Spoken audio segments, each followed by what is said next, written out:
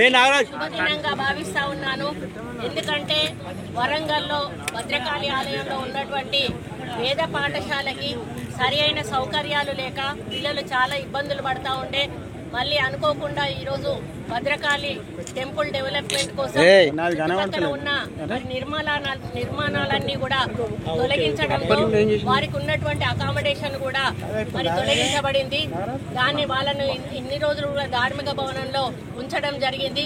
అక్కడ వాళ్ళకి సరి అయిన సౌకర్యాలు లేక ఇబ్బంది పడుతున్న తరుణంలో మరి మేము ఎండోమెంట్ నుంచి 1,03,00,000 రూపాయలు మంజూరీ చేసి ఈరోజు ఇక్కడ శంకుస్థాపన కార్యక్రమం చేయడం జరిగింది.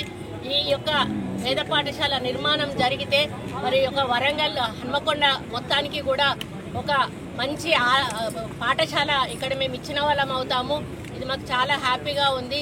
దీంతో పాటుగా మరి ఆ యొక్క భద్రకాళి డెవలప్మెంట్ కూడా మరి చాలా ఇంపార్టెంట్గా తీసుకొని కలెక్టర్ గారు ప్రత్యేకంగా పరిశీలిస్తూ పరీక్షిస్తూ పర్యవేక్షిస్తూ దాన్ని ముందుకు తీసుకెళ్తున్న సందర్భంలో రాబోయే రోజుల్లో కూడా మరి భద్రకాళి అమ్మవారికి కూడా ఒక వైభవమైనటువంటి మరి గుడిగా తయారు చేసి భక్తులు ఇప్పటికే చాలా ఎక్కువ మొత్తంలో వస్తూ ఉన్నారు.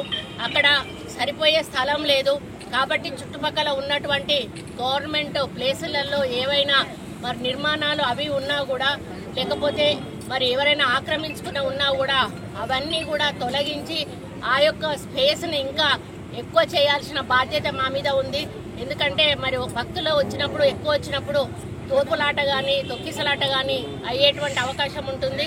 మరి ఆ యొక్క కార్యక్రమాన్ని కూడా మేము ముందుకు తీసుకుపోతా ఉన్నాము. కాబట్టి ఈరోజు మా చేతుల మీదుగా ఈ కార్యక్రమం అదేవిధంగా మాడవీధులకు కూడా మేము దాదాపు 50 కోట్ల రూపాయలు ఇవ్వడం జరిగింది. ఇవన్నీ కూడా మాకు చాలా హ్యాపీగా ఉన్నాయి. రాబోయే రోజుల్లో వరంగల్లో ఉన్న అన్ని టెంపుల్స్ మీద కూడా ప్రత్యేక దృష్టి సారించి మరి ఆధ్యాత్మికంగా ఉన్నటువంటి వ్యవస్థను ఇంకా మేము ముందుకు తీసుకెళ్ళి మరి ఎందుకంటే ఒక ఏజ్ వచ్చిన తర్వాత ఇప్పుడు ఒక ఏజ్ కాదు చిన్న పిల్లల నుంచే భక్తి అనేది ఈరోజు నేర్చుకుంటా ఉన్నారు. వాళ్ళందరికీ కూడా ఒక మంచి మరి ఏదైనా ప్లేస్ ఉంటుంది అంటే అది ఆలయాల్లోకి వెళ్ళినప్పుడే ఆ ప్రశాంతత లభిస్తుంది. ఆ ప్రశాంతత లభించాలంటే అక్కడ అన్ని సౌకర్యాలు కూడా సరిగా ఉండాలి. ఆ సౌకర్యాలని కల్పించి భక్తులకు మరి మంచి ఒక ప్రశాంతమైన వాతావరణాన్ని నెలకొల్పే దిశగా మరి అన్ని ఆలయాలను కూడా ముందుకు తీసుకుపోతామని తెలియజేస్తూ సెలవు తీసుకుంటాం. ఇండియా పాకిస్తాన్ ఉద్రిక్తతలపై లేటెస్ట్ అప్డేట్స్ కోసం డౌన్లోడ్ చేసుకోండి RTV లైవ్ యాప్.